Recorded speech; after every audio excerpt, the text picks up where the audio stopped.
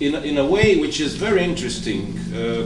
All this discussion happened as these two major actors were not present in the scene. And that reflects a certain situation right now within the European Union. And in a way, it's a critical moment because of this crisis.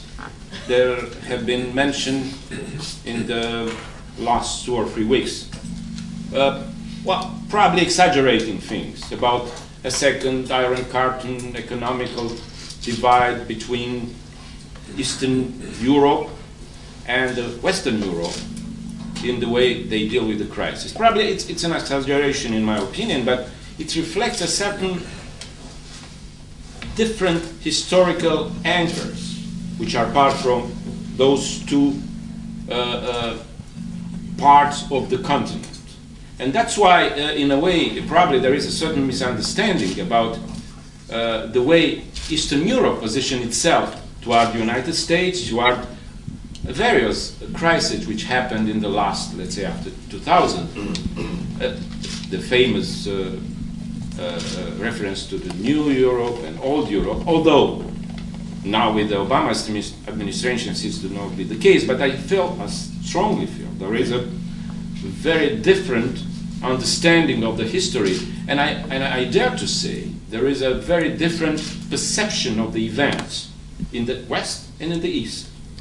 In a way, in the West, the major direction of discussion is toward the fact that Europe has reunited and European Union has enlarged, but this didn't make any reference to the causes of that. What happened, and part of the disintegration of the Soviet Union was not Soviet Union, and Gorbachev was a result of a crisis, of a certain blockage within the system. So a system that failed. This was in good part of Europe, and I will try to mention a figure which Mr. Orban mentioned, about the 20% of the people which, in a way, I understand, regret the fall of Berlin Wall. Well, of course, if you do compare to the 100% of the wall, well, it's okay. But on the other hand, what are the reasons for these people to?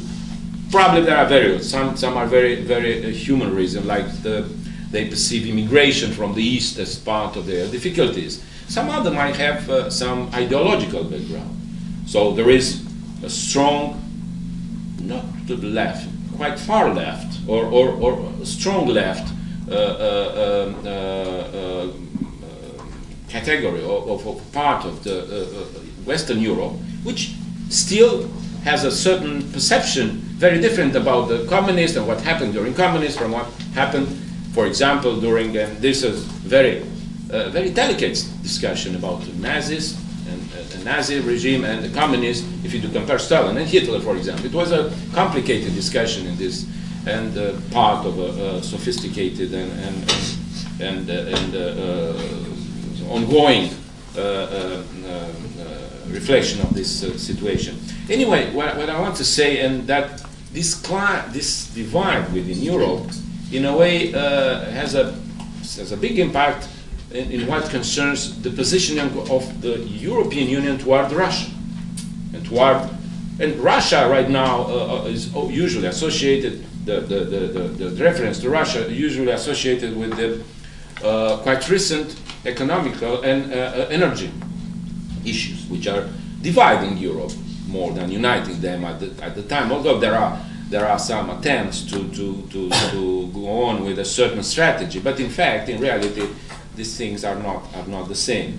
So I will not go for long. What I want to say is that I think this is an interesting moment to reflect to this, how Europe will be able to go on united, have a common position toward these two major azimuths. One is Moscow, the second is Washington. So part of this, how do you perceive the world?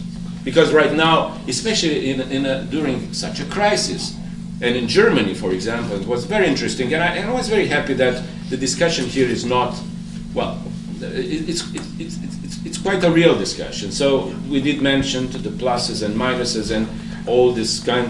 I do remember when German ambassador did his discussion about this dilemma of, I think Kohl expressed it, Germany is too big for Europe, too small for the world.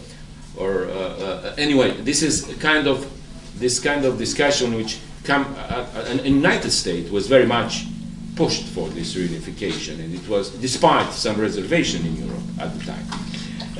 Anyway, what I want to say is this is a very interesting moment to discuss these things, because in a way it's very likely they will shape the way the world will look like, and everybody agrees right now, maybe exaggerating things about the dismiss of a certain kind of capitalism, or the way the world will be redefined and so on. And I think it's a good moment after 20 years of communism, and this could be a contribution from the eastern part of the continent, toward thinking a little more about the fundamental values and the way we do perceive the world in this perspective, and how we refer, as if we manage to do it overall in a combined way, in a united way, to refer or to have this different perspective toward our, as the Europeans, our relations with the United States from one side and Russia from the other. I think this is a very interesting starting point for a discussion. Thank you for your attention. Thank you very much.